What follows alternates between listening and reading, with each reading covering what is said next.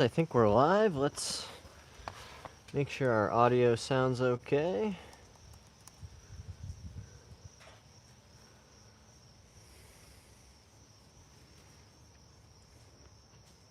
Oh, we should definitely clip some of that stuff that I was working on.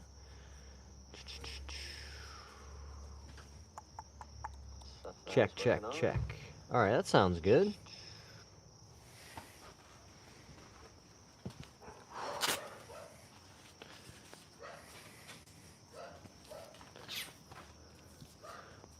Oh, gonna definitely need to take some time to get the body ready. And then we're gonna start with some slow speed swings.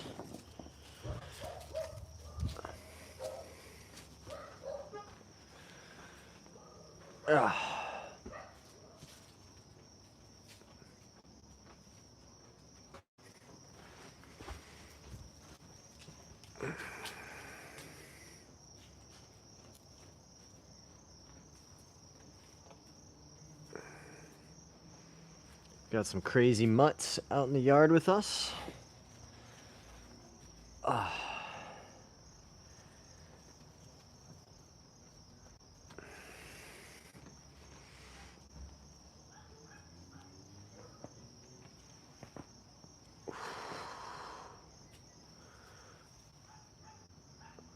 Hope everybody's having a good Sunday.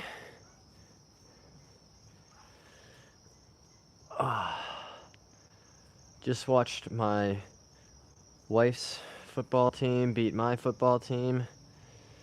That was tough. That was really tough. But somebody had to win, somebody had to lose.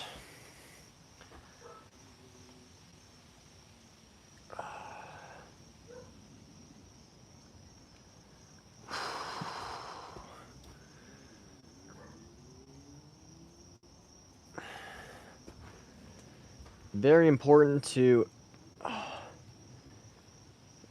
warm up these muscles, right? You want to make sure everything is nice and warm before we start asking it to hit golf balls and have precision in our ball striking. Triple O is here. What's up? Savitri's here. Glenn says, who wins the Ryder Cup? To be honest, guys, somebody asked me this, and as much as I would love to say I think the U.S. will win, I just don't think they will. Can you do a trick? What kind of trick do you want to see? Tell me. How about this? We can juggle a golf ball. It's always a fun one.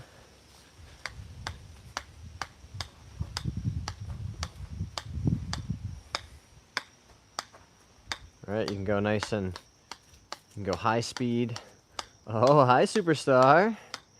Or you can give it a little more. Woo! A little more bouncing around. Boom. Whoop. I know, isn't that crazy, buddy? Flying golf balls? That was pretty cool. A little double juggle. Ah. Hey, Sycamore's here. What's up, Sycamore? Ayan said hi. What's up?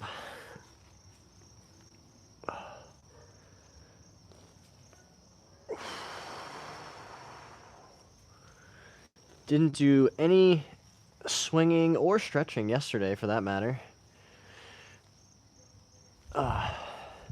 So we're gonna work on loosening up, and we'll start making some little half swings to start with a short club.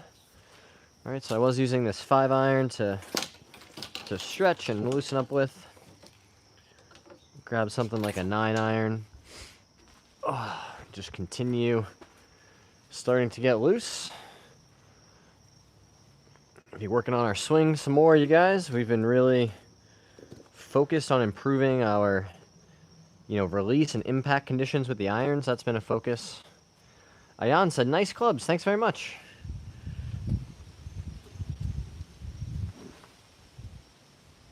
Oh, yeah, really gonna have to start slow.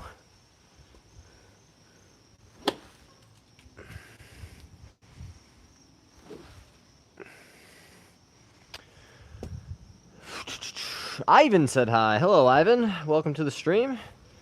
Thanks for being here, guys.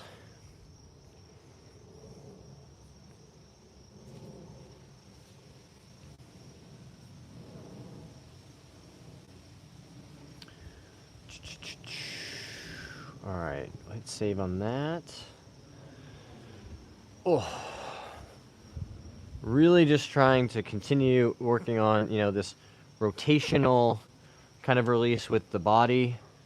Not so much this flippy kind of throwing release that I had been doing. So we're going to really be working on, some slow speed swings. Boom, just like that.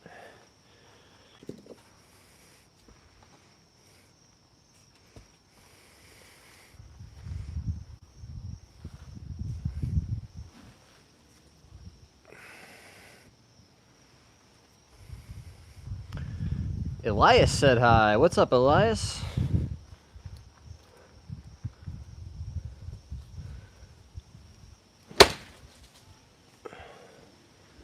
Also just really feels like I'm covering it better. Right, it's helping my chest really stay down, maintaining my posture. That's a big part of what I've been working on.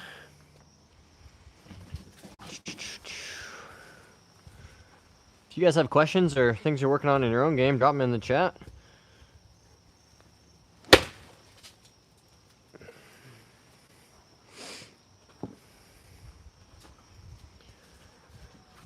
Ion says, I've got unsteady impact.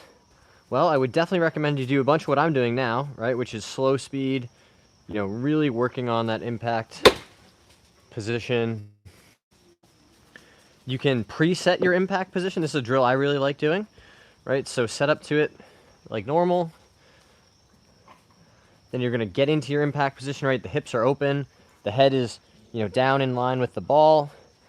Handles forward, shaft is leaning towards the target, right? You can preset that position and then just practice by making some slow swings,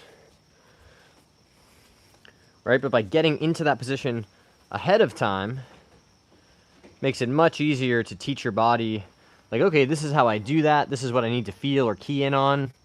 For me, it's trying to feel like this right hip kind of stays and moves in a straight line this way, right? It doesn't go out this way towards the golf ball. I just stay here, I stay in my posture, and I turn through impact. Ion says, I've been learning because of you. That's very cool. Elias says, do you think I should buy a new driver? I have a Titleist 907D1. That's a very unique driver.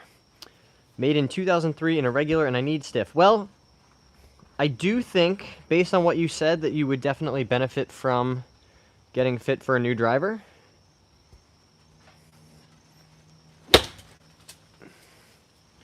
Right, if you don't think it's the right shaft, and you certainly, given how much drivers have improved since 2003, I imagine you'd experience some, not only, increased forgiveness, but maybe some more ball speed across the face.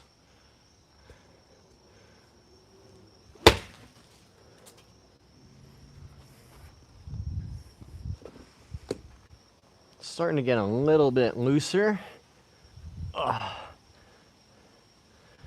However, I'm reticent to tell people, like, yes, you should definitely go spend more money on things, because oftentimes there's a different solution. Ayan says, I have a random question. Which golf balls do you use? I play with the TaylorMade TP5X golf ball. I like the Pix version, the one that has those black and orange squares on it. The same one that Tommy Fleetwood uses.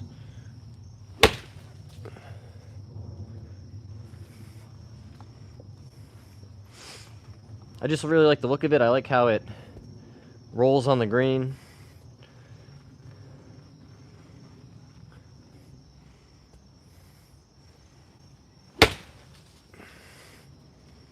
Boom. Really starting to feel much more confident and comfortable with this different release pattern.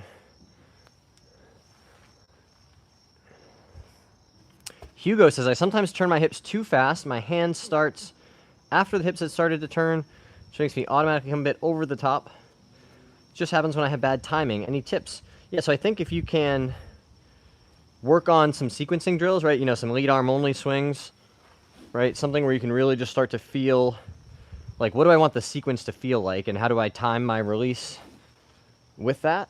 That can really help. I'm thinking about AI Smoke Max D. So I'm not as familiar with some of the Callaway equipment as I maybe could be, but I've heard good things. It's also just an aesthetic thing for me. My eyes never been particularly a fan of that brand.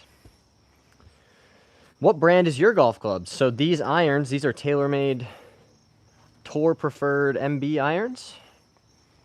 These came out in 2011, but I did just rebuild them with some new green and yellow ferrules on there that I'm a big fan of.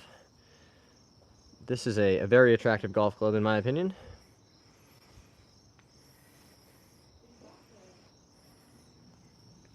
What else? All my woods are TaylorMade. My wedges are Vokey. Titleist Vokey wedges. And I have a lab putter in the bag at the moment.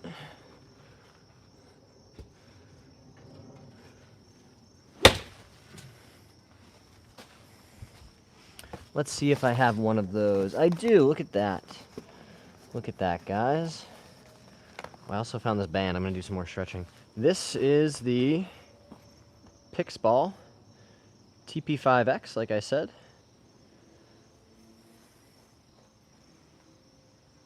And it just has these squares all over it. And I have found that I really like how that, you know, just rolls on the green. I really like how little spin off the driver it has. So it's a very low spin golf ball off the tee. But it still feels pretty nice around the green. I like chipping and pitching with it. My order's on the way. I just bought the new Ping i530. Very cool. I love how you can adjust head weights on that iron. Those are clean. Thanks, Mr. Sig. I have never actually used the adjustable weights or changed any of them. However, I do agree it was a very cool feature back in the day when they were really trying to dial in swing weight. I thought these, you know, it's not the most attractive potentially. I'd rather it just be kind of a clean blade, but yeah, really unique look. I really like how they sit behind the ball. Very, very thin top line, extremely low bounce on these guys, which also helps me quite a bit. What lab? I have a DF3. You want to take a look at the DF3? We can do that.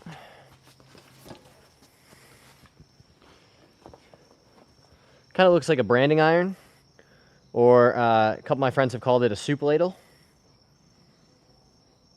Shout out to the soup ladle boys. So I have a ton of confidence with that putter that I'm going to start the putts online. Kip, yes, I do play in tournaments. Tournament golf is one of my favorite parts of the sport, right? It's just a really kind of fundamentally different experience. Being out there by yourself, right? You gotta, there's no picking up, right? You just gotta get the ball in the hole 18 times. And no one's coming to save you.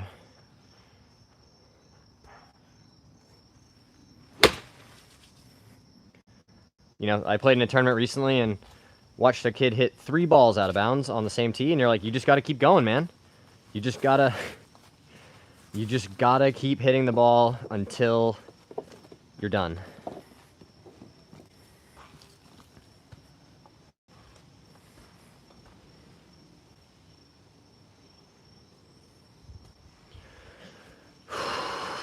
Warren wants to know, how far do you hit your driver? My ball speed on the golf course these days is probably in the mid 160s, so that's like 280 in the air.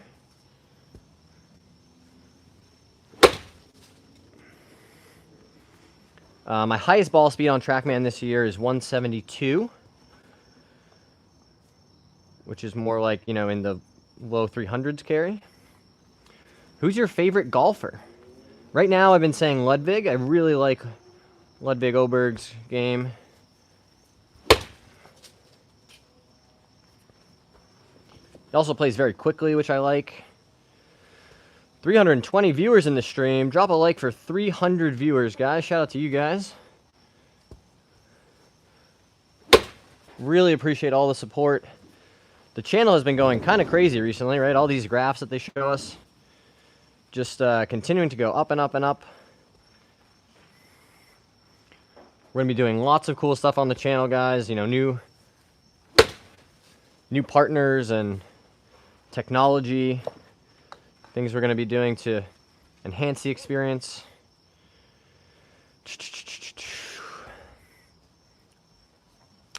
Miner 5 is here. What's up? Leprechaun's got Wilson blades. Those are cool. I have a QI10 Max driver in the bag at the moment, attached to an Oban Kiyoshi purple shaft.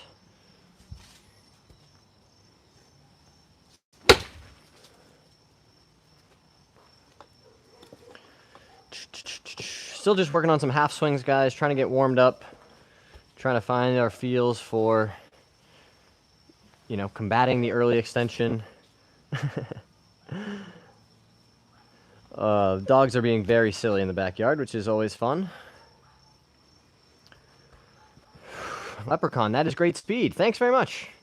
Pookie says, do a flop shot. I could show you how to do a flop shot, but I'm not going to hit one in here because I would probably hit it over the net. And that is a thing we are trying to avoid doing. Oh, hey, Squirrel Sniper's here. Hope you're doing well. Under the same skies. I've been hoping we would see Squirrel Sniper, one of our favorite moderators, on the stream here. Really appreciate you being here, Squirrel Sniper.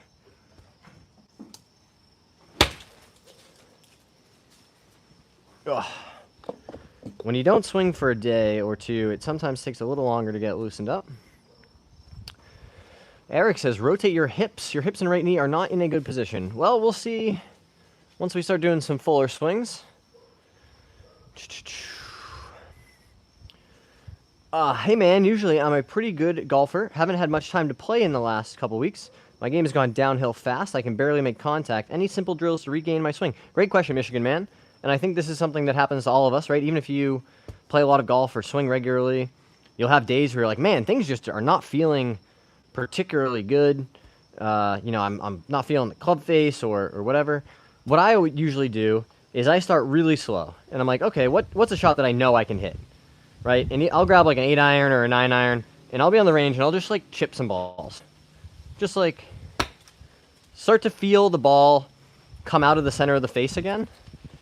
And, you know, you can start adding some more speed eventually, but just like start feeling confident like you can get the face on the ball again. Right? Whatever you need to do for that day to accomplish that, you know, especially if you're right before a round or you have something coming up that you need to play in. If you've played a lot of golf and you've played at a high level, then your body will know what to do, right? You just sometimes need to get that confidence back. You know, find a feel or something to key in on for the day that can help, and just start really, you know, building that confidence back up. Like, okay, I know how to do this. I can swing this club, get the ball, you know, going where it needs to go. Why are you hanging back? Are you just working on a high fade? Oh, so this is just, you know, trying to get loose still. I'm not really, you know, swinging with a lot of speed, right? You know, these little half swings where I'm really trying to key in on, you know, keeping these hips going this way, not up towards the ball, you know, staying in my posture, right? For, you know, the last few weeks I've been getting really kind of standing up and throwing the club this way. So that's why I'm really focused on that, right? Not so much, you know, at full speed where you'll see like a much bigger swing where, you know, I'm fully kind of rotating, my foot and knee are rotating. So, but you have a good eye, Leprechaun. Baseball said hi. Hey, Baseball. Leprechaun also says the new Tacoma driver is amazing. Very cool. What's your handicap? Right now we're sitting around 2. But we are going to be, I think I'm going to give myself like 30 days to get back to 0, because I'm just kind of sick of it.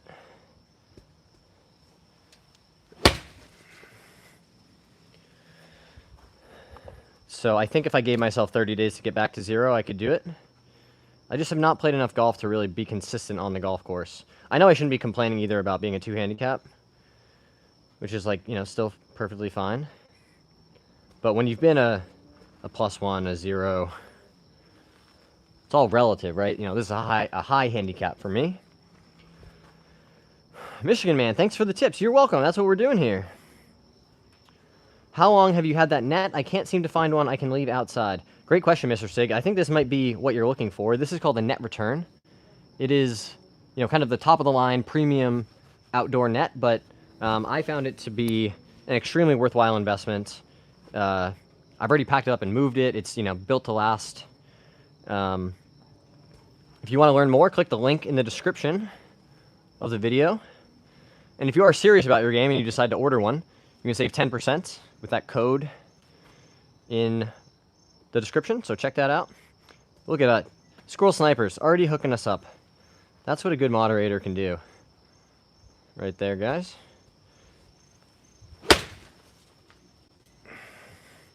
So that's more like 3/4 speed. That felt okay. Felt a little better than I expected, honestly.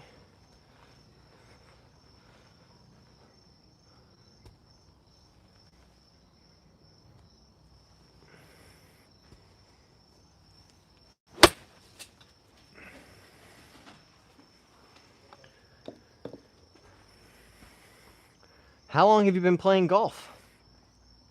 Probably 15 years, 18 years, something like that. Steven says, hey, John, my game has improved with all of your tips. Big fan of the channel. Thank you so much, Steven. I appreciate you saying that. That is a very nice comment.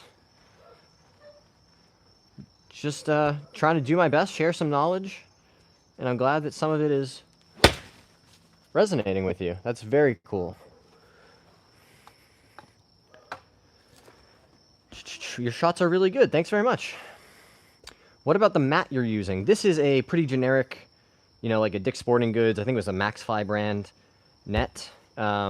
This is something that I will likely need to upgrade or invest in a new one at some point, right? I've obviously worn out a bunch of it already, hitting lots and lots of golf shots off of it.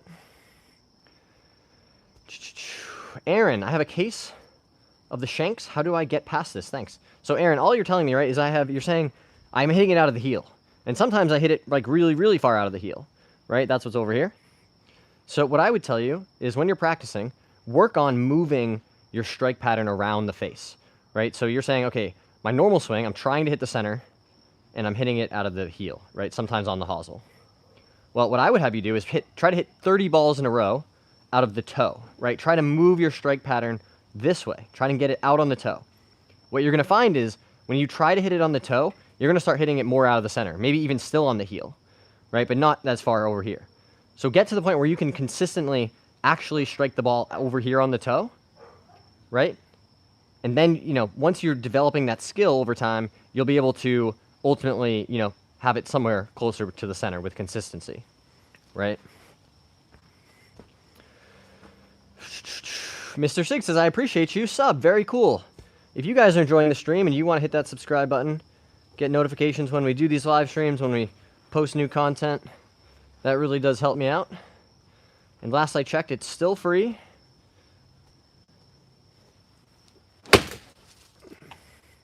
Free 99 subscribe button. So thank you guys. Thank you, Mr. Sig. Appreciate your support. Ben wants to know, how can you explain how to draw driver? Draw with driver. You're going to need to have the path be, you know, some amount from the inside out to the right. And the face closed relative to your target line, right, but open to that path. So the ball is going to start to the right and then it's going to curve back to the left. So if you want to practice that, what I would tell you to do is drop a head cover down, you know, kind of behind your ball to the right. Right, and, you know, imagine my ball is teed up here. So something like this, right? And this is going to really help you give that visual, you know, or kind of physical barrier, right, to help you learn to get that path more inside out to the right then you get that face. In the right orientation, you'll see that ball draw.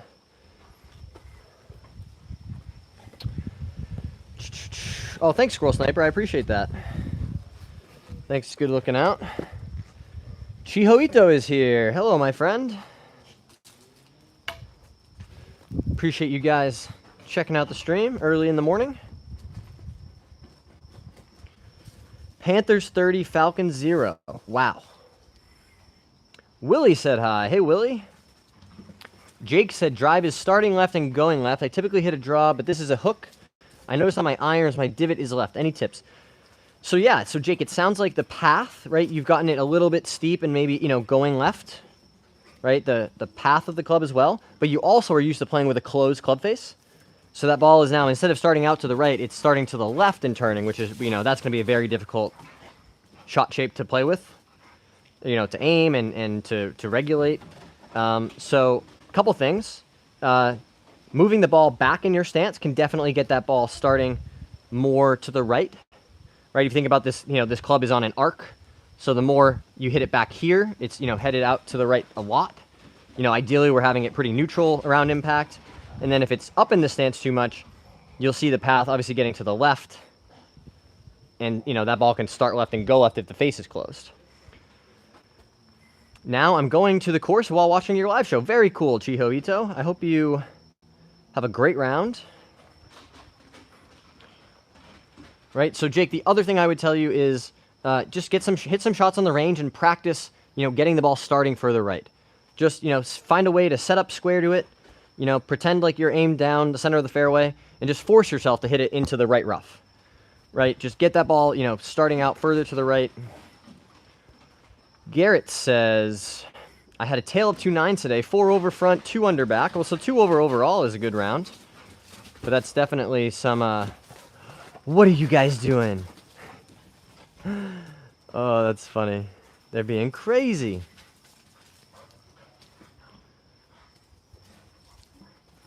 It's usually the opposite for me. I usually play really well for the first, 15 holes, and then I play the last 3 holes really poorly. Careful, guys.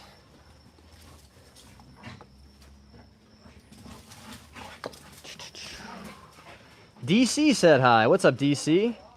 Garrett said good happy dogs. Yeah. They are really worked up. All right, so we'll hit a few more of these. Boom.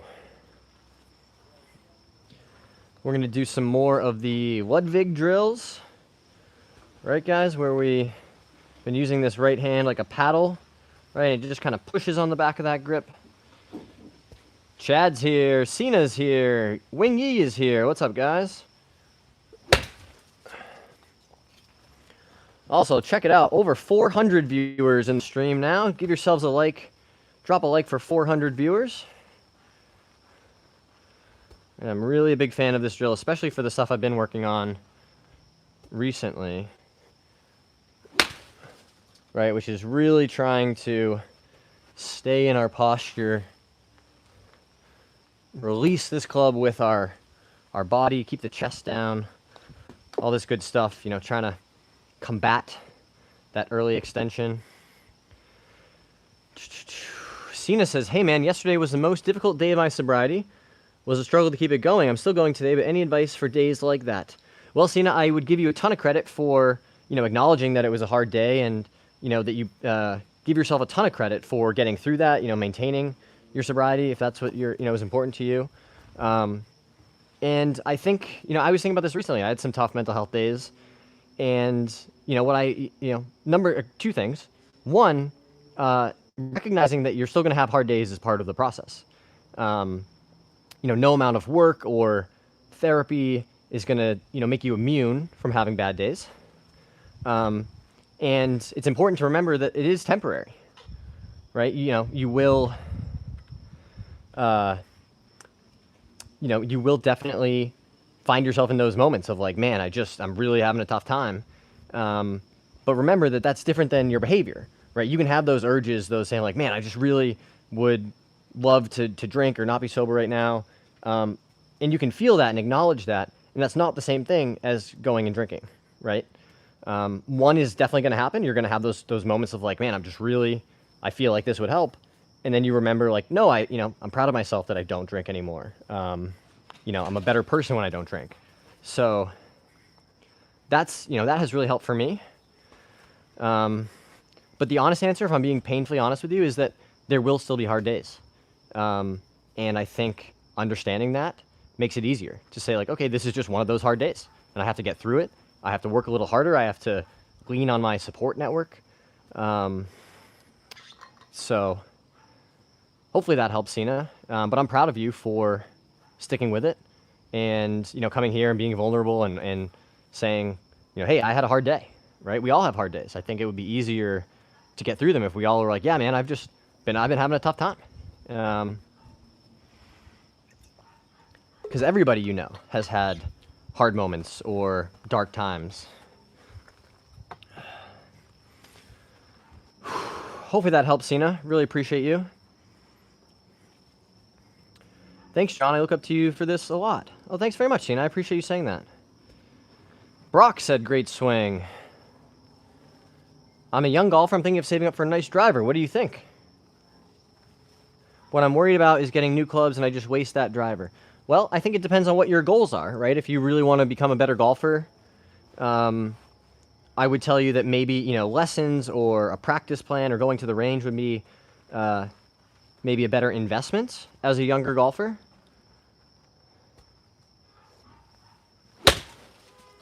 But I understand the feeling of like, I'm starting to get better at golf. I'm, maybe my equipment isn't as new or as up to date as I would want it to be. That would do it, right? That would help me, get to that next level, break 90 or break 80, whatever it is.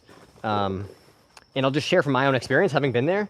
I mean, I remember, working hard, working lots of jobs as a kid to save up money, and I bought that new driver. And I was like, man, I still slice this thing. Like, what's up? I thought this was going to fix all my problems. And it just didn't.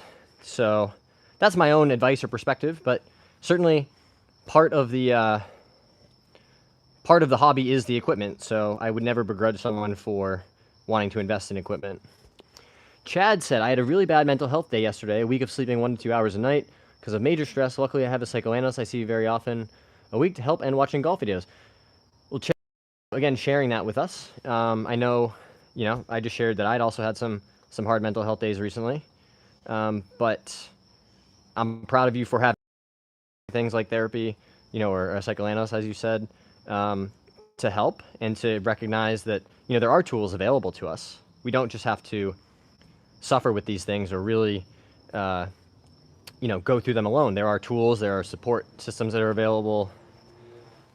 So I appreciate you being vulnerable and sharing that, Chad, and I hope that helps and get you back on track and where you want to be. That swing felt really good. That was just like a munchy, out of the center of the face strike. Steven, do you use stiff or regular shafts in your clubs and why? So I have mostly X Flex. My irons, these are S Plus, so kind of in between stiff and X. But all of my woods, my driver, 5 wood, 7 wood, hybrid, those are all X Flex. Little H, shout out to your channel. Shout out to Little H Golf.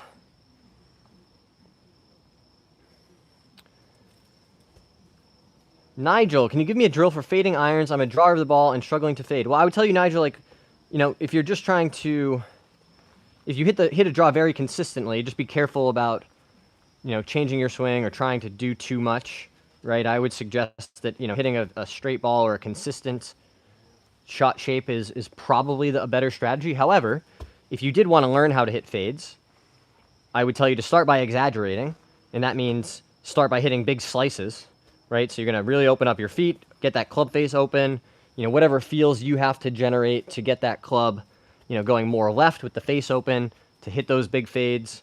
That's what I would tell you to start doing. Start aim at the left edge of the range and try to get it going to the right corner of the range. You just need to learn how to exaggerate that to really get that ball going the other direction. Board boys, what clubs do you use? These are TaylorMade Tour Preferred MB irons from 2011. Very clean top line, low bounce on the sole. I just got these rebuilt with some cool new green ferrules.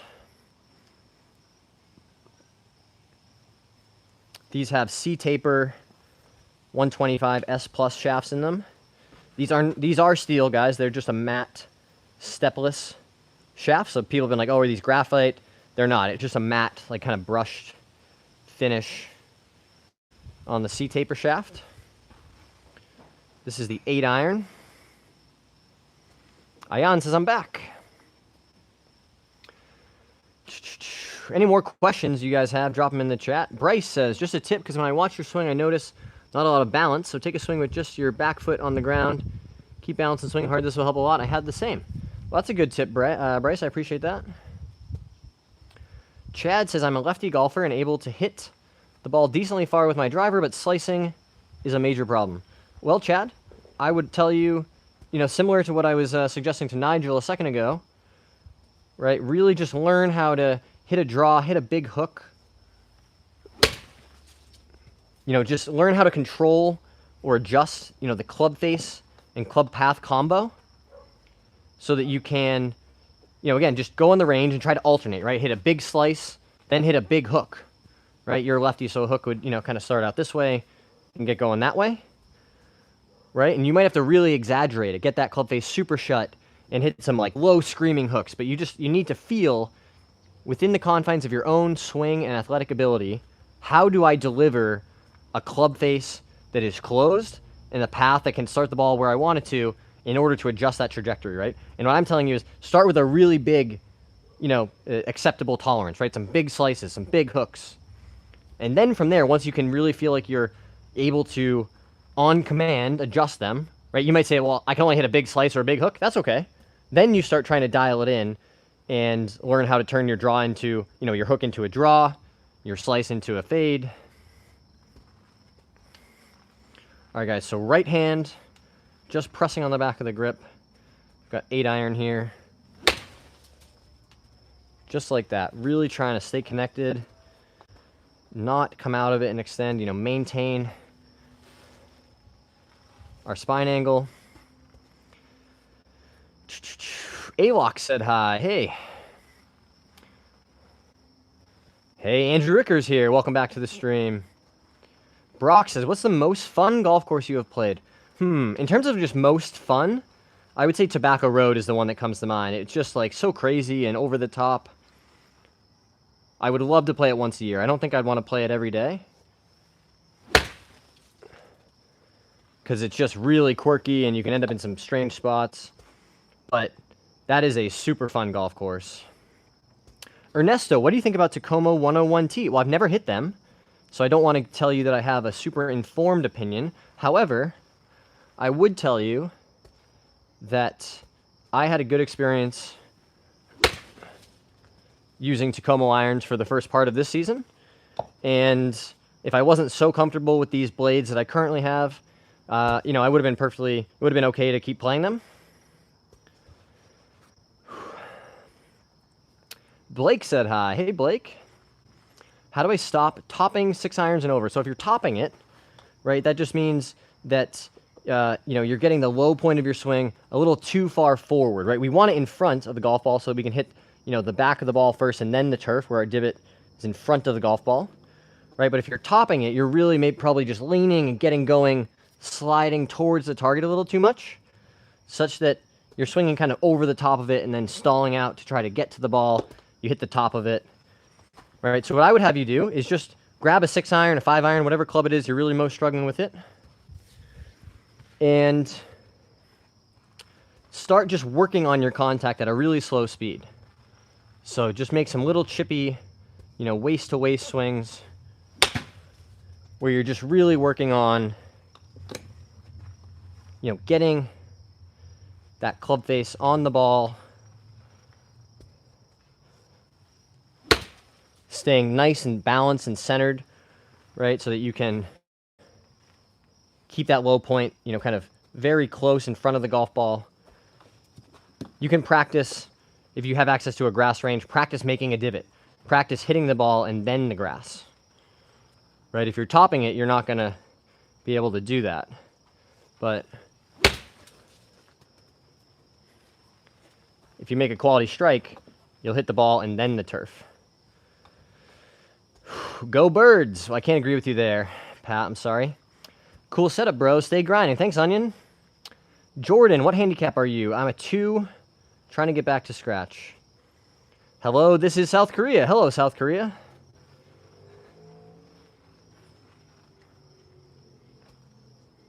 Appreciate you being here.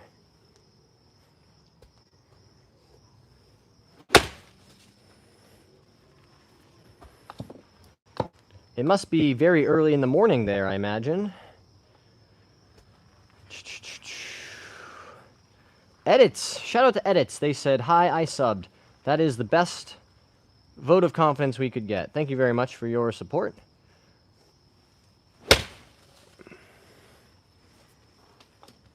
That is very, very cool. Anytime we're able to have somebody say, well, I really enjoyed watching this stream. I want to find out more and come back, get notifications, find out more about what John's up to.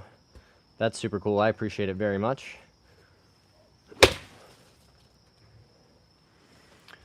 Where did you get the turf from? This is just a regular, 3x5 hitting mat from like a local sporting goods store. I think mine was a Dick's Sporting Goods at the time. And I built up this 3x5 plywood box. Got that set into the ground. Pretty basic, artificial turf here, just to have something to get the golf balls rolling back on top of, our net return and canopy. If you're interested in learning more, go check out the video, the full-length, long-form video on my channel.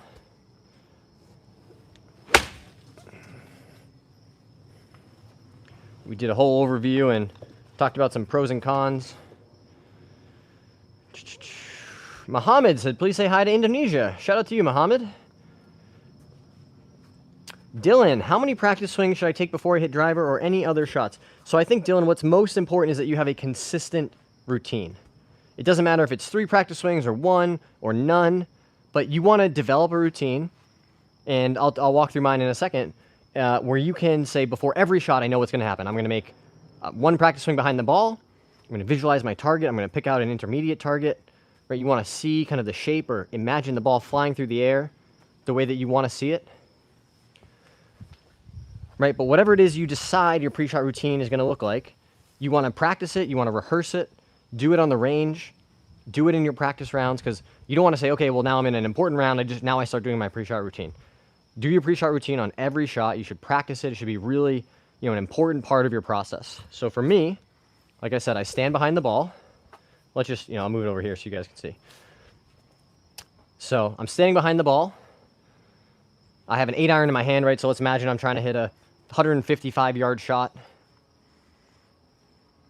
Right? So I'm standing behind the ball. I'm going to pick out a target in the distance, usually like the top of a tree or, the indent of a branch is what I like to look at.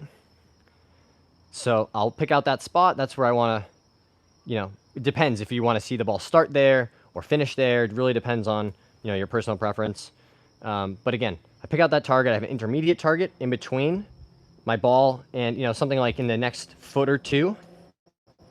So when I step in, I aim my club face at that spot, knowing that it's in a straight line with my target. Right? So I stand behind the ball. I've got my target. I make 1 practice swing, trying to feel, if it's a draw or a fade or low or high, whatever kind of, shot or feel I'm going to try to execute. I make that practice swing behind the ball. 1, 2, step in, aim the club face at that spot I picked out. Right? Once you have the face aimed, you get into your stance, while I'm looking at the target. Look there, a couple waggles, come back to the ball, and go. So the answer to your question, Dylan, is whatever feels comfortable to you, as long as you can do it, quickly. Edit says, I am planning on starting golf. What clubs do you recommend? I am 12. So I would tell you, you can get really, pretty easily started with just a handful of clubs, right? You need a putter, a driver, maybe a couple irons, like an 8-iron and a 5-iron, a 6-iron, and a wedge, right? So maybe 5 clubs, a pitching wedge or a sand wedge, something to practice around the green and chipping and bunkers. But with those 5 clubs, you can really get started going to the range, building your skills, working on drills to improve, and getting out and starting to play golf, right? You definitely do not need 14 brand new clubs to start your golf journey.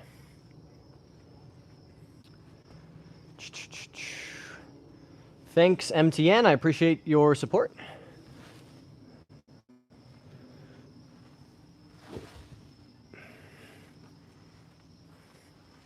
All right, so let's hit some fuller swing 8-irons here.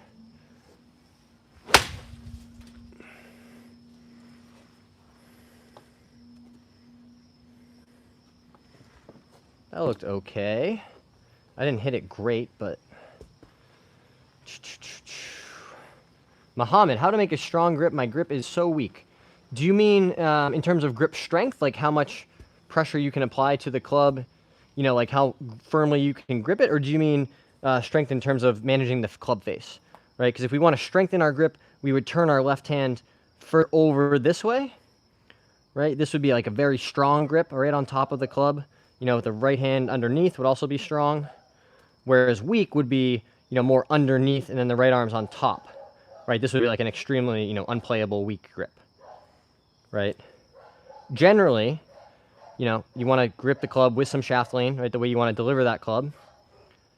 And then I like to see kind of those 2 or 2.5 knuckles where this V with my index finger and my thumb is pointed at my right shoulder.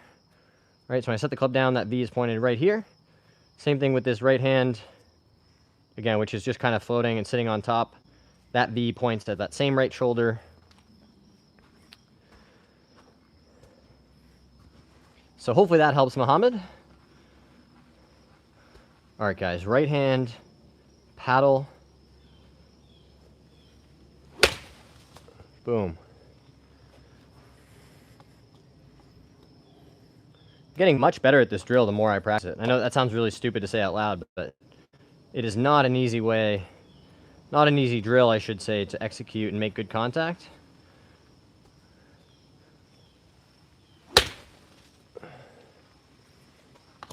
But I think it is very, very effective for, learning how to manage that release, maintain the spine angle.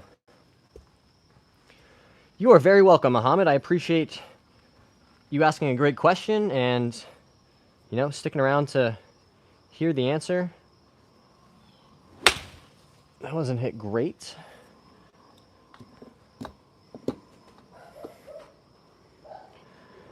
Ooh. Drop a like on the stream, guys, if you haven't already. Really does help us out. Hit that subscribe button if you haven't already. That was a little bit heavy.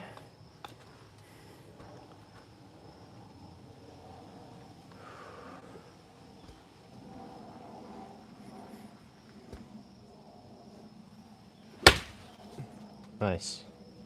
That was hit pretty good.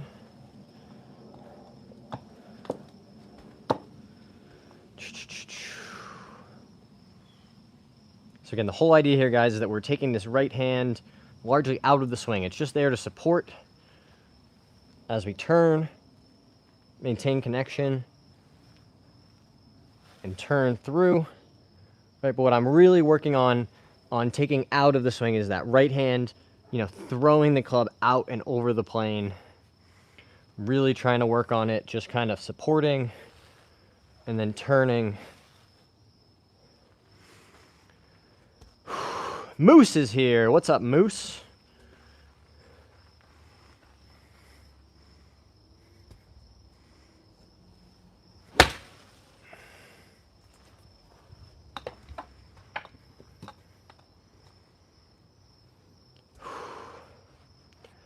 Gareth wants to know, do you think the type of ball you use matters? It definitely matters on the golf course. Definitely matters in terms of, managing your spin, the feel that you're looking for around the greens and on the green.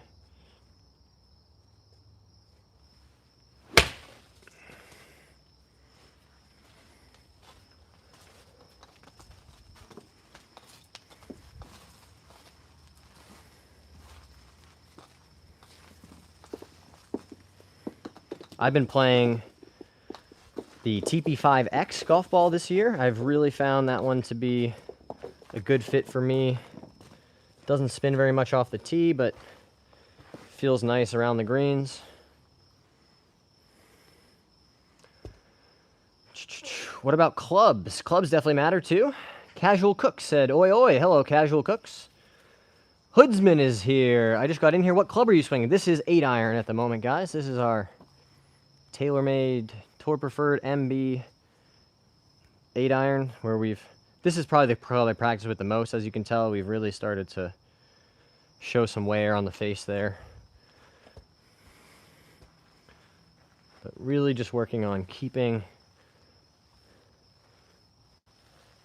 the release this way, staying in our posture.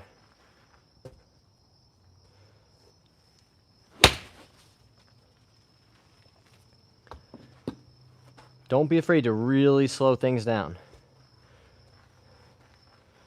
All right, so I'm going to do a whole bunch of just really slow motion.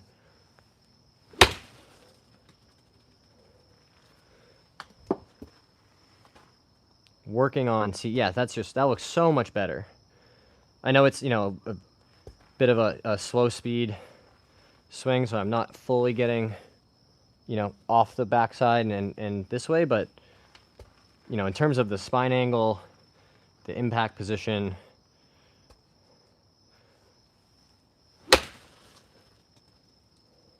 that is just much, much better, I think.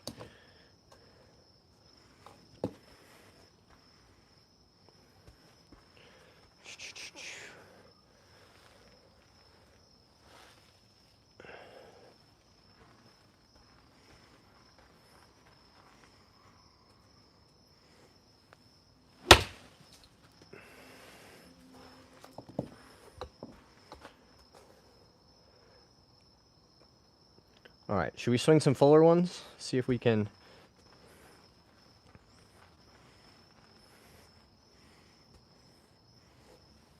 I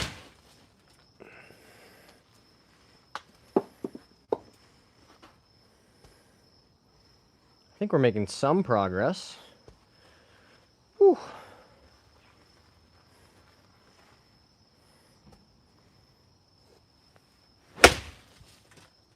That was better. Definitely kind of held that.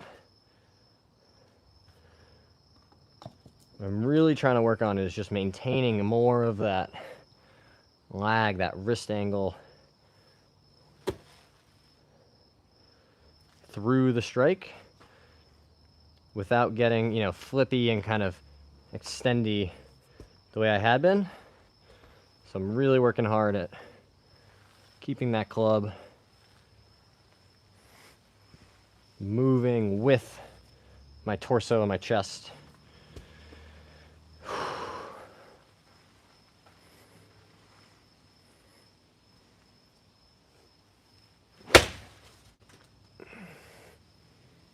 That felt really solid. Let's see how it looks. Oh, nice. Quite happy with that strike, how the swing looks. If we really ramp the speed up, we should be able to get off that backside a little better. Yes. Very balanced. Kind of upright forward finish position. Pretty happy with that.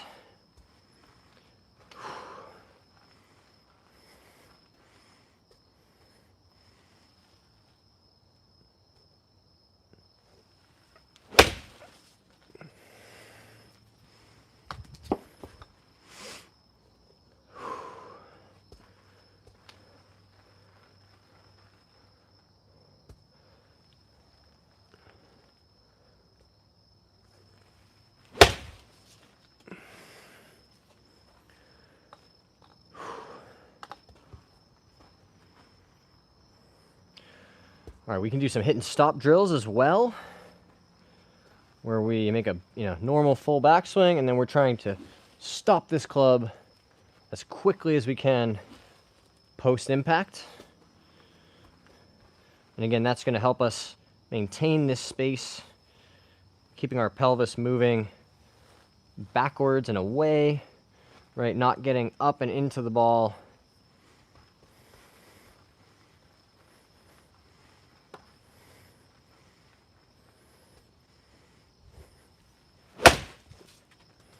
Not bad. We got it to about our waist.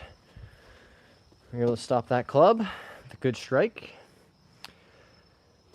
That guy Hudson, how to generate spin on chips. Well, you definitely need a clean strike on the ball. Make sure you're hitting, the center of the face. And then spin is really just about the combination of speed, what's called spin loft, right? The dynamic loft at impact. So what you need to do is, be able to generate a fair amount of speed without actually hitting the ball very far, right? To make sure that that golf ball is on the club face for as long as possible, right? The more friction, the more time on the face, the more spin you can generate.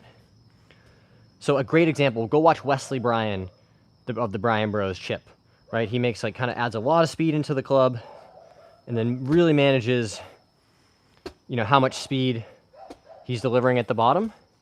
But that's a great way to really, learn how to generate speed. You got to be careful. I mean, it's a pretty advanced technique. You wouldn't want to start doing that, as your introduction to chipping maybe, but Hudson, I have some trust in you if you're already, talking about generating more spin on your chips, that you've got a pretty standard stock chip shot nailed down.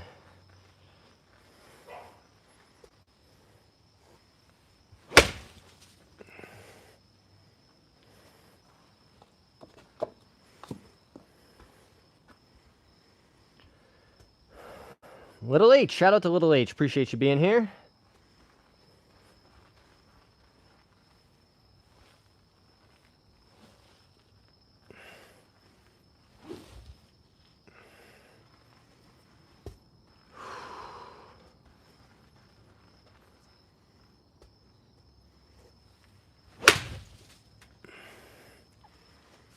That was the old one where we come out of it. See? Standing up.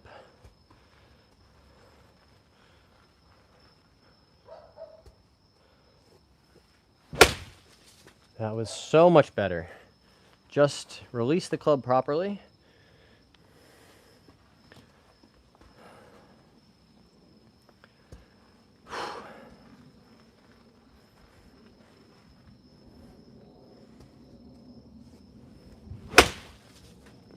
Yes.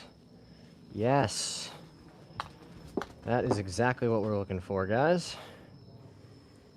Shout out to you guys. An hour in, still got 225 viewers sticking with us. I think we had a new PR this afternoon. We had over 400 viewers on the live stream. Super cool. Really appreciative of all you guys hanging out with me on a Sunday or Monday morning, depending on where in the world you are.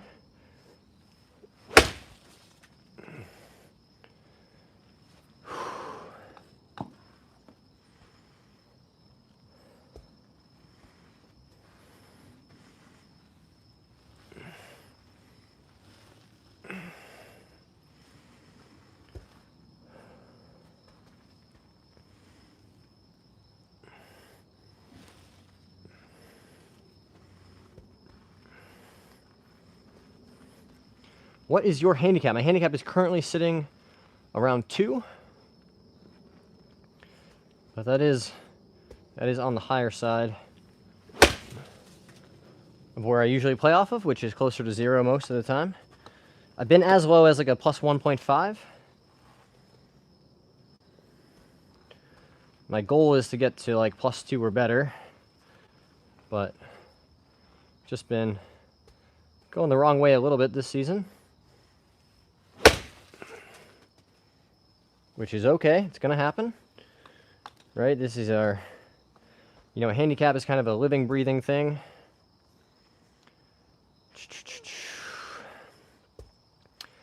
Harry, I would look at, like a Dick's Sporting Goods or a Walmart that you can probably get shipped to your door. I would tell you it's not gonna be particularly cheap.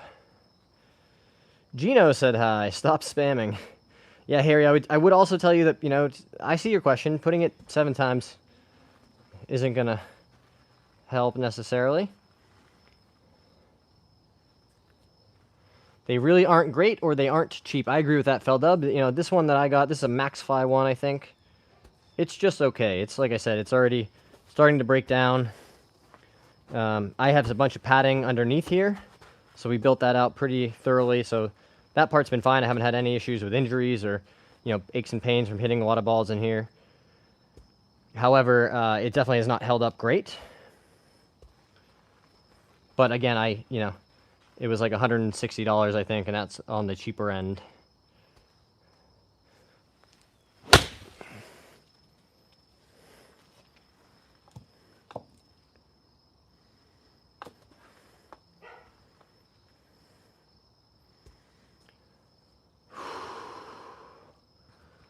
Harry says I'm a -2 handicap. What are you? Feldub says I have a fiber-built mat and it was $1,200. Yeah, that sounds right. If you want something that's really, you know, like top of the line, built to last.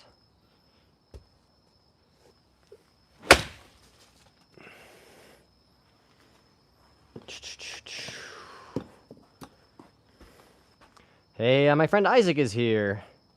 Kip said, do a flip. If I could do a flip right now on command, I definitely would. However, I'll be very honest with you guys. I cannot. And any attempt to do so would likely result in severe injuries to myself or others. Definitely important to stay hydrated. Can you do any tricks? We did some juggling before, when I think you asked that. Hey, Elias is back. Hey, Elias. Whoa. Right, we were doing some juggling. Working on going back and forth. Ah! Oh, that was almost really close to being cool.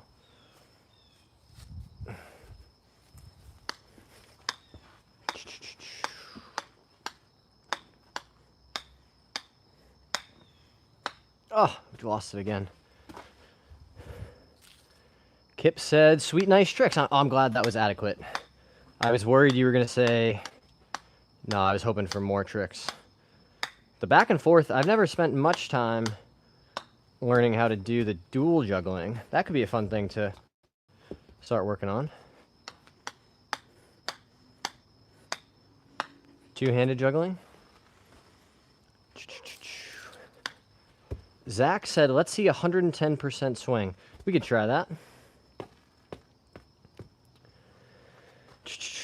Alcohol is not the best way to solve your problems, something me and my dad say. Yeah, I agree with you. I tried for a long time. That's why I tell people I'm a retired professional when they ask if I drink. It's definitely not, guys, and sobriety, living an alcohol-free lifestyle has dramatically changed my life. You know, if I hadn't quit drinking, guys, I don't know if I would still be here.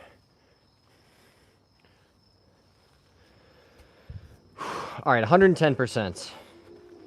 Let's give it a try.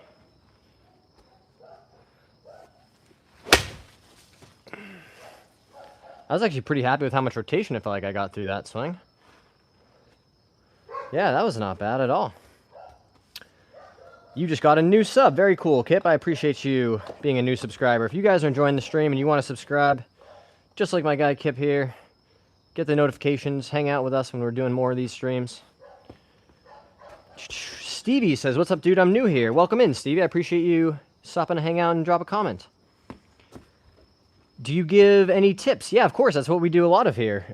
You know, beginner tips or, you know, advanced drills that I'm working on in my own game. We have done everything from, you know, grip fundamentals to how to stop your slice. So I encourage people, if you guys have questions, drop them in the chat. You know, we're happy to talk through them. And my favorite part, one of my favorite parts about doing this is when somebody says, hey, I watched your stream, I had a question, you gave me a drill or a tip. You know, they go back on their own and try it, and they come back to the stream and say, hey, dude, that drill or that tip really helped. It worked. You know, I'm playing better golf, or I stopped slicing it so much. That, to me, is the best part about, you know, trying to share some of this knowledge that I've accumulated over the years. Hey, Gavin's here. How's your Sunday? My Sunday would be better if my football team had not lost, but they did. The hitting part is replaceable, but it's true strike, so if you chunk, etc., you feel it, and the ball won't go as far as opposed to most mats. That seems like a very nice feature. Ian says, love the content. Stinka's here. Thank you very much, guys. I appreciate you saying that. Who's your football team? I'm a Patriots fan. So I had an amazing 20-year run, and then the last few years have been tough. It doesn't help that my wife's team is the one that beat us, so I had to hear from her and all of her family about beating the Patriots, but that's okay. They could have played better. 5 turnovers is going to be tough. Justin says, been struggling on the driver bad. I pure my irons and hit them great, but I lost my driver completely. Have no clue why. So Justin, I struggle with this myself sometimes. You know, I'll hit my irons great and then the driver bad, or vice versa. And what I've really been trying to key in on is understanding that they're different swings. They're different motions. You know, you don't have one swing. You have different, you know, swings for different situations. And the iron swing is much more of a high to low. You know, you're hitting down on the ball. You're trying to hit the ball and then the ground. Right, whereas the driver swing is fundamentally different. You're trying to send the ball up into the air with not a lot of spin, trying to hit it as far as you can, right? So you need much more of a kind of low to high type of swing, right? So they are different. The objectives are different. Stinka says, I live in Houston, so I'm not happy either. Yeah, that was a tough game. Vikings should be like, make playoffs this year. Yeah, the Vikings are definitely one of the top teams the last few years, it seems. I'm much less keyed in on the NFC, frankly, but... Hi, John. Do you have a launch monitor? I don't currently have one set up. Well, I should rephrase. I have this PRGR launch monitor that I use for speed training and for the driver, but I really don't get good data with it here in the net. However, I'm hoping that pretty soon we'll be able to start talking about adding a launch monitor into here with a new partner, somebody who is interested in working with us to talk about their products and you know, get a launch monitor in here to start showing what it can do. So I'm really excited to be able to talk more about that soon. Stevie says, I can draw my arms into the slot nicely with my irons and I swing on plane, but I struggle to get into the slot with my driver and woods. I can flush them, but with an over-the-top swing. So again, I think this is a very common thing. People can, you know, they learn how to hit, especially their short irons, really, really solidly. But that same swing isn't going to work quite as well with a longer club like the driver, right? Because it's a longer arc. The club is longer. The club needs to swing for longer, right? So that pause at the top, or that, you know, that change of direction move, it's going to take longer. You need to really let the driver, you know, finish the backswing before you start down, right? Because otherwise, if you just get to the top and you start trying to swing, you're going to throw the club this way. You're over the top, over the plane, and then to get to the ball, you got to go like this, right? And it's just all kinds of bad stuff is happening, right? So really, you know, work on some sequencing drills. You can grab your driver, hold it out with just your lead arm, your left hand on the club if you're a righty player. Hold it out in front of you, and then you're going to swing it back, take a step forward, and then swing, right? By taking this right hand out of the swing, makes it much easier to understand, you know, how the swing should work, the sequencing. I was going to play golf, but I want to play baseball more, and they start at the same time. Well, that's a tough choice. You got to decide which one you're maybe more interested in. JG, hey dude, you're killing it. Been checking in every now and again for 5 to 6 months. Love to keep it up. Thanks very much, JG. I appreciate that. Oh, he said legend too. Very cool. Do you know the Icelandic golfer Vitor Stinar Thomason? He's my teacher and the other ones. I don't know him, but I'm excited to learn more.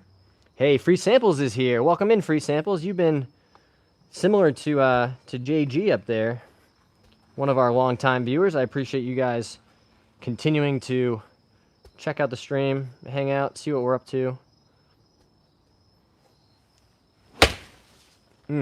Nice and crispy. Love that. Just crunchy compression with the irons.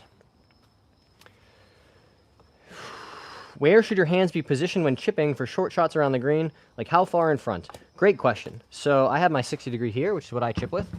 What I would tell you is to build a very, you know, repeatable setup, which for me is, you know, my feet are very close together. I play the ball off my back instep, Again, this is just to, build consistency. It's what's worked for me over the years.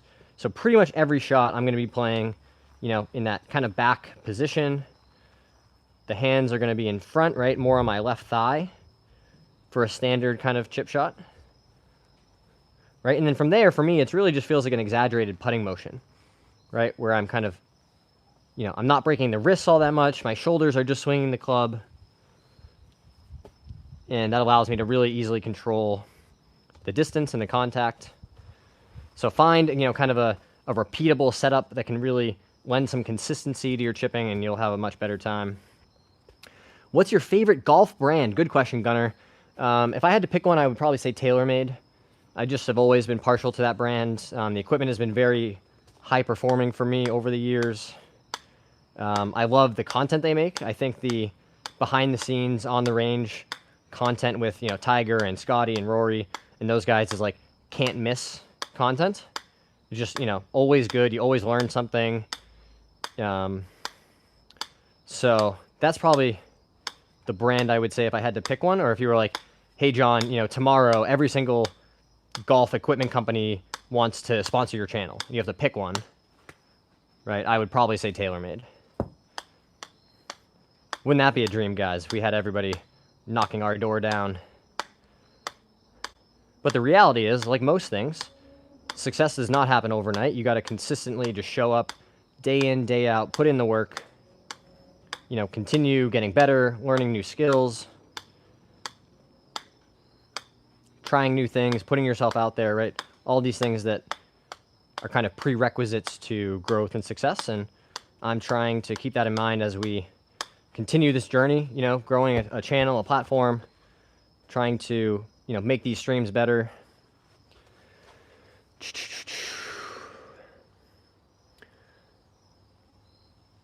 I think I'm going to choose baseball. Well, I hear you. The nice thing is golf will always be there. You can play golf at, honestly, any stage of your life.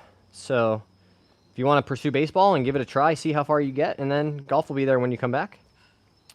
How do you scope the ball with the wedge? Oh, how do I scoop it up? Great question, guys. So if you want to learn how to start scooping the ball up and impressing your friends and juggling and doing this kind of stuff, I would tell you to start with the golf ball on the ground, and you can use your foot to start helping you understand how it works, right? So you're going to kind of almost close and then open underneath the ball like a scooping motion, right? Like you're, trying to catch it like this, and use your foot as a wedge to really learn how to get that ball up on the face, right? Like this. And then from there, you learn how to do the same motion without the foot, and you're off and running. You can just, if you want to look really cool, say you miss a green, which almost never happens because you're a good golfer, but once in a while it will happen. You hit a chip, you hit it up there to like 6 inches, your buddies are like, that's good, pick it up. You just walk on by, just scoop up your ball, carry on to the cart, and you're off and running.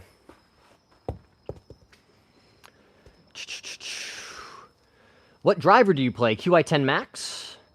Carlinda, I watched your channel a lot, and I took some advice and practiced, and shot 39 in a high school tournament. That is amazing, Carlinda. I am very proud of your success, and I'm glad that watching the channel helped you, learn something new or improve your game or, help you be motivated. Garrett, can you come to the camera? Oh, and grip the club. Sure. Yeah, so this is an 8-iron. Right, so if I was going to grip it, it looks something like this.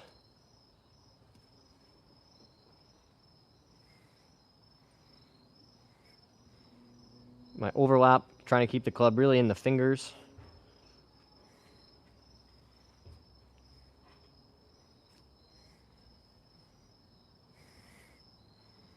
Does that help, Garrett? Is that what you were hoping to see, or is there a different angle that would be better?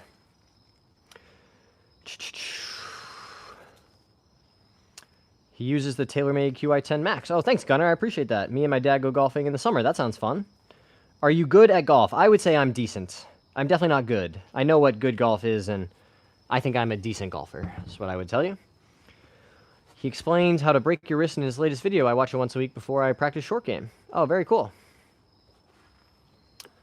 Love the content, dude. Thanks very much. I appreciate you saying that. Have you always done the overlap instead of the interlock with your pinky? No, good question, Ian. I actually switched probably about 10 months ago now. It was around the start of the year, and what I'm, the same thing I'm working on now, right? Trying to get that throw out of my swing. It was even worse back then, right? And I just felt, by experimenting and trying to, being open to new things, I said, well, it feels to me like if I go to this overlap grip, it makes it a bit harder to really throw that club and get it, flipping at impact. So I went to the overlap grip, and that definitely helped. It made it much more difficult to, really flip the club, right? Whereas with this interlock grip, for whatever reason, to me, it feels much easier to get that club flipping. So that was really the idea or the thought process behind switching. And I played golf for basically my whole life with an interlock grip. So it took a long time to get comfortable with it. What I would recommend doing, guys, if you're going to change your grip, is just keep a club around, in every room of your house. One by the couch, one by, in your office. And anytime you're just, sitting around watching TV, watching a movie, just pick up that club and start gripping it in the way, the new way, right? So for me, that was, overlap instead of interlock, right? But if you're strengthening your grip or trying to soften it, right, you just need time. You need, hours and hours of gripping the club that way to have it start to feel normal. So that's been my suggestion.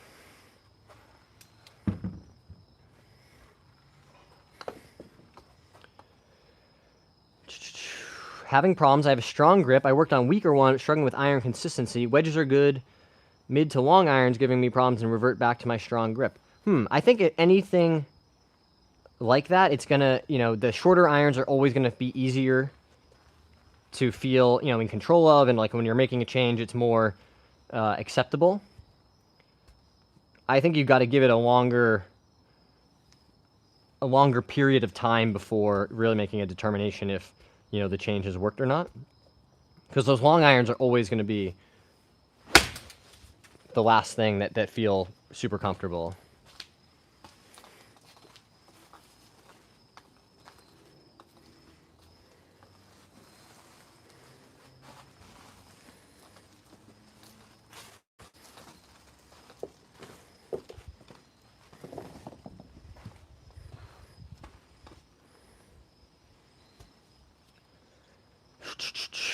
Stevie, how did you grow to 4K subs and how long did it take? Good question, Stevie.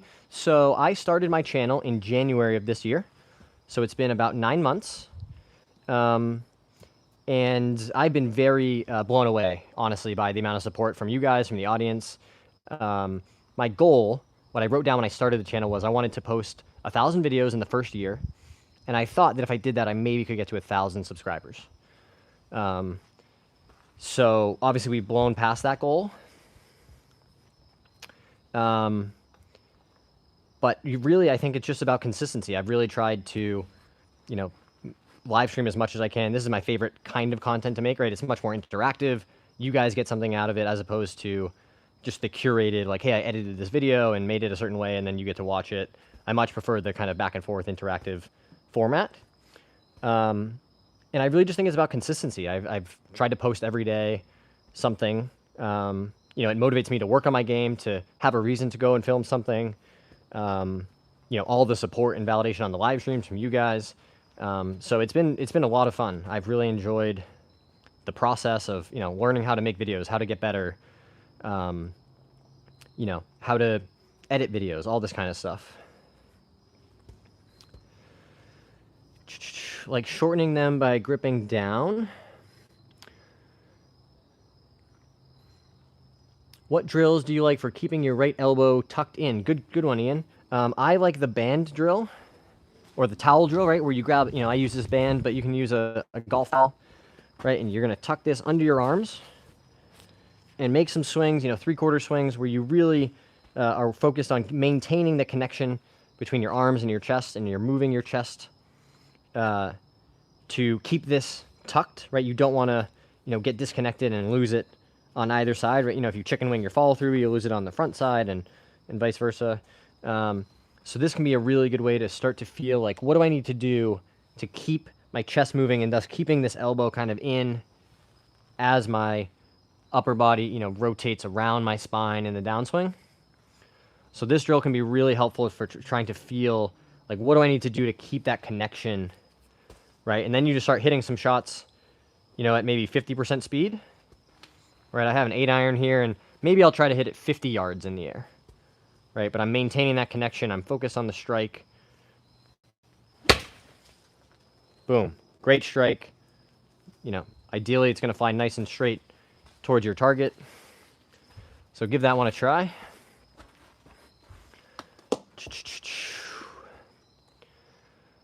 Just got Tacoma 101T. Very nice. They came with my first 4-iron. I can't really control it. How can I learn? So again, you know, those longer irons are going to get more difficult. You need more speed to really launch them up into the air. It just takes practice, right? I would, again, do that same drill that I was just demonstrating at slow speed. You know, you can grab a longer iron. The longest one I have is a 5. I also tell you guys, you know, it's just hard to hit 4 irons, 3 irons, even 5 irons consistently. It's just difficult. There's a reason why a lot of PJ Tour players are playing hybrids now, or 7 woods and 9 woods. They're just easier, right? We don't need to make golf harder. But again, so this is my 5-iron. And I would have you just, you know, again, make some really slow, kind of controlled swings to work on that consistency in your striking, to make sure that you're hitting the center of the face. Because if you make a big long swing and you swing it really fast, well, if you hit it way out of the heel or the toe, it's not gonna matter all that much. Stevie said the same thing. Stevie said throw it away and get a 7-wood. Stinka, how do you hit a pitch? So a pitch is really just a bigger chip in my mind, right? So I use the same club again for every shot around the green, or, you know, kind of inside of 80 yards, right? I'm grabbing my 60 degree. So for pitching, it's just a more, you know, a little more shoulder turn and release than in a chip, right? Which for me is just more very kind of static wrists and turning. When you're pitching, right, I think it's very helpful to identify some check marks. Like, so I know that if I have a, you know, a fairway lie and a 60 degree, and I make good contact and I swing the club to about my, you know, waist to waist, that's what it feels like to me, is waist to waist, that ball's going to go 50 yards in the air. So if I have a 47-yard pin, a 55-yard pin, like, I can go to that shot and just know that that swing is going to deliver about 50 yards of carry. So find those checkpoints, and you got to practice this, right? You know, what does it take to fly at 40 yards versus 50 yards? If I were looking for a set of irons, something a little light, what would you recommend? I don't know, William. I'm not as up on the equipment side as I maybe should be. I've heard really good things about, like, the P790s, that whole, like, TaylorMade P7, like the 770s and the 790s are all supposed to be quite good. Do you put the ball in the middle of your stance for pitch shots? No, I play it a little bit further back, a little bit back of center. Kip says you should live stream a real game at a golf course. The hard part with that, guys, is, you know, say you hit 2 shots on a par 4. Well, those 2 swings cumulatively take, like, you know, 90 seconds, or sorry, like 3 seconds, right? A golf swing is like a 1.5 second activity. So then, you know, but you got to live stream for 20 minutes on that hole. But I do think it's an interesting idea. Some other people have suggested that. You know, so we'll definitely consider maybe a live stream from the golf course. I'd love to see how that does. What about cutting when pitching? Do you mean like cutting across the ball? I wouldn't worry about that so much, right? Just making solid contact, having the ball fly pretty straight. That's going to help.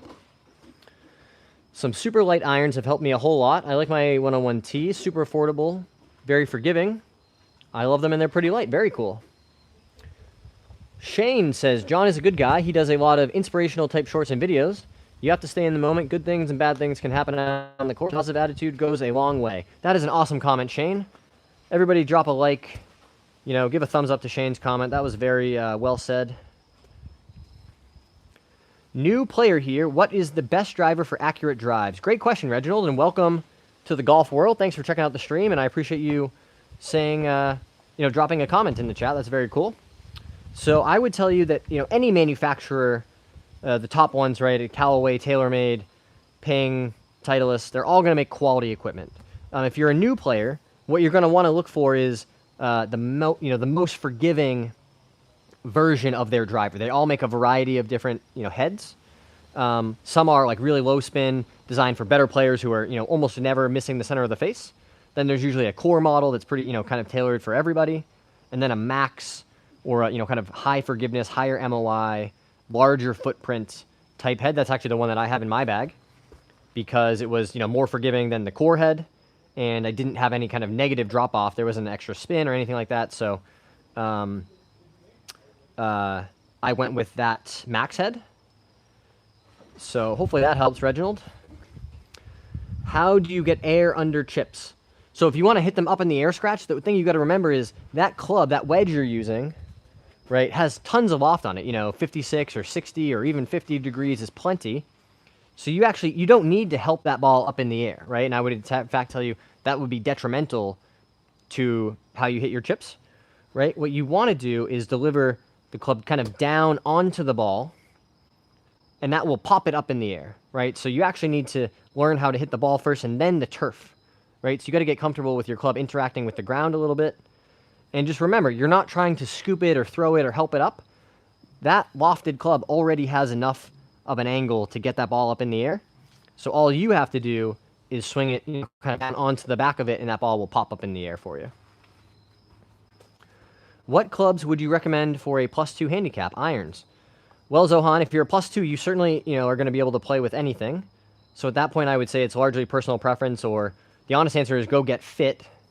You're a better golfer than I've ever been. My lowest handicap ever is like +1.5. I play blades because I like the low bounce, and I prefer how they look behind the ball.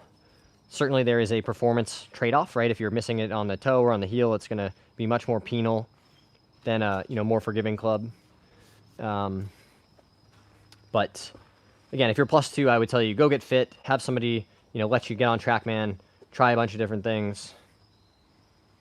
So the idea is not scooping, rather punch down on it. Yeah, so punch feels like a strong word, but you want to just let the club fall on the back of the ball, right? So when I'm chipping, it's almost like a putting stroke. I'm just kind of rocking this triangle, swinging the triangle, right? So I just swing the triangle back, and then I drop the club on the ball, but I'm not trying to help it up in the air, right? The strike is from high to low. I'm hitting the ball first and then the turf, right? So we can chip a couple like this, right? See how high up in the air that ball got? But I hit it kind of down into the ground. But remember, this club has a ton of angle on it, a ton of loft. So even when I hit down onto it, right, there's still all this angle to shoot it up into the air. So just practice. Again, hit some really little ones. You can hit them, in your backyard, in your living room. If you're not going to, make sure you don't smash your television. But, right, see, I'm hitting the back of the ball, then the turf. And that ball is popping up into the air like that. I was thinking of Mizuno Pros. Yeah, those are beautiful, right? I think I saw some of those, like the S1s, or the Pros, or maybe the True Blades. Mizuno makes beautiful irons. I've played Mizuno irons before. The feel's unbelievable. They look great. I notice when I try to exaggerate the hinge in my swing, I tend to hit the ground before the ball sometimes. Any idea why this happens? On my full swings, not chips. So I would tell you that it's probably, if you're really focusing on something like, the hinge in your swing, well, maybe other things are starting to fall down, right? Because low point control is much more related to how you shift your weight, right? Like if I made a backswing and my weight stays on my backside, right? What's going to happen? I'm going to hit the ground, right? I'm exaggerating, but you're going to hit it heavy. You're going to hit the ground first. Not good. If I make a backswing and my weight stays right here, well, I can definitely hit the ball, right? But I'm going to kind of scoop it, maybe hit it, low on the face. So that's not great either. But if I make that same backswing and I shift my weight forward, right, onto my left side, well, now I'm really, boom, I can deliver a powerful strike, boom, on the back of that ball, right? You're going to hit the ball first and then the turf. So I would tell you, focus on, when you're working on something in your swing, that you're not losing the other things you need to do, like, transferring your weight in transition to get that low point where it needs to be. Playing it a little further back in your stance could also help. Shane, it's a great point.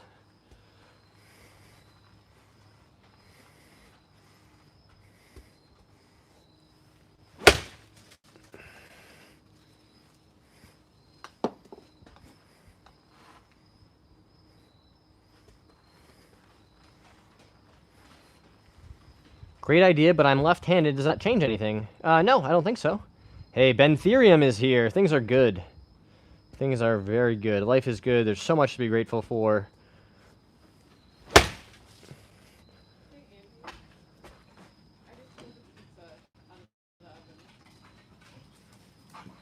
Hi, Beans! Hi, superstars! Hi! Are you being good? Are you being good? Oh, hi! Are you being good? Oh, they're crazy.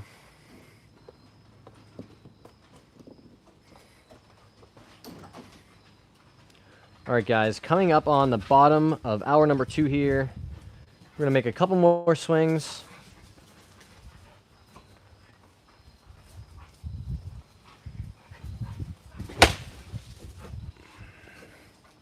This feels so much better.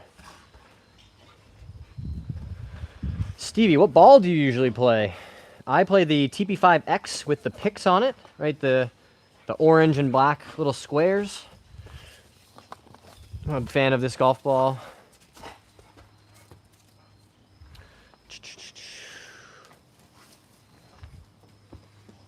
Minority Hater says, focus up, lock in. I need way more swings than this. That is a fair point. My only counterpoint to you is, if you were here an hour ago, you definitely would have seen a lot more swings. Bentherium said, shoes looking great, swings looking great. Very jealous. Thanks very much, Bentherium.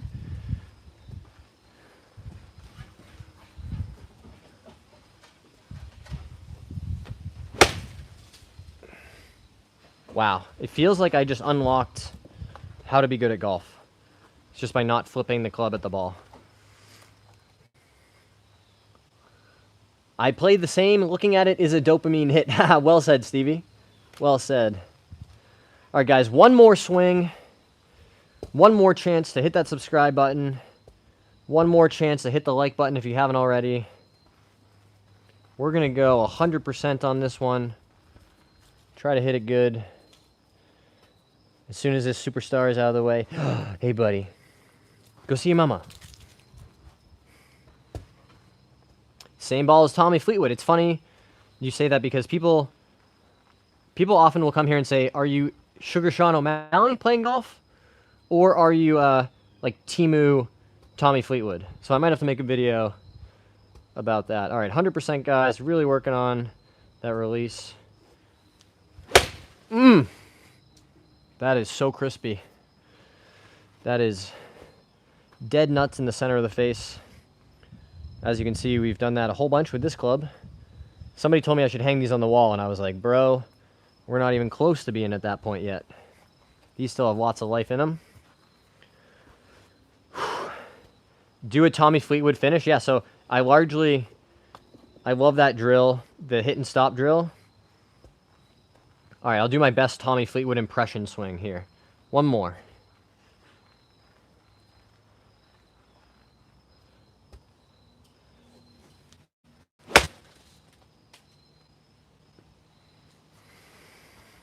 How's that? Certainly not nearly as good as Mr. Fleetwood himself. The man is a superstar.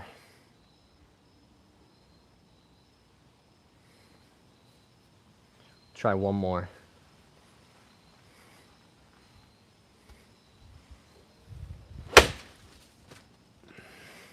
Pretty decent. Pretty decent, guys. Whew. That is going to do it for tonight's stream.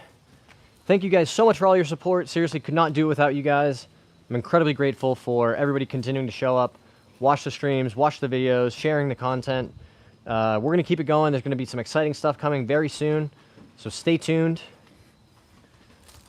Thanks again for being here. We will see you all next time. Hit that subscribe button if you haven't already.